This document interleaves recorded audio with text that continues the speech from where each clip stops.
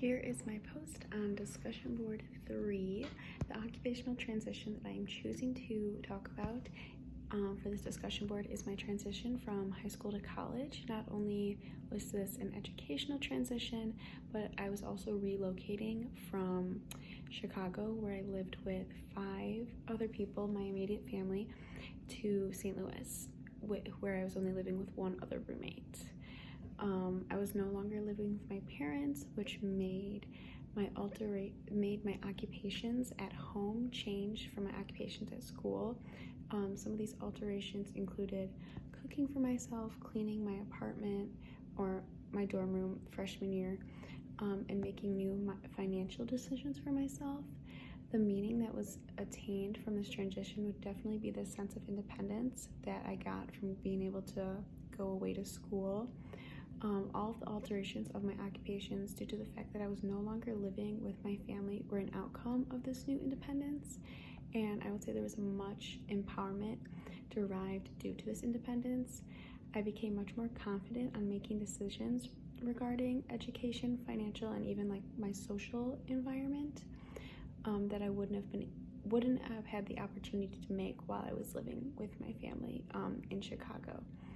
This is indicated in the part of the definition of occupational transition that states in favor of alternative occupations due to reactions to life events. The life event in my case was moving from living at home to St. Louis.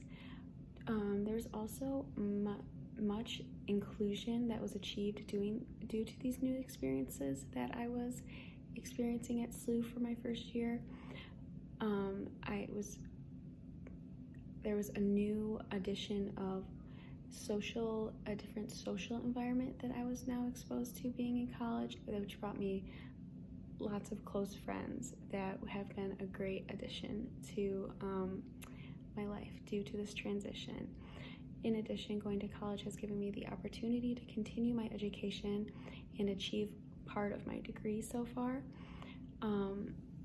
I would say that this transition was mostly a positive experience for me. However, due to the fact that it was a COVID year, there was limitations in my social context, and it was also we were experiencing very much the virtual context during this period of time. And I would say that at first this was problematic for my well-being, but in the long term, I would say that this transition from high school to college has been giving me a new sense of well-being, as I'm now more confident in completing life skills that I wouldn't have been able to do during my high school years.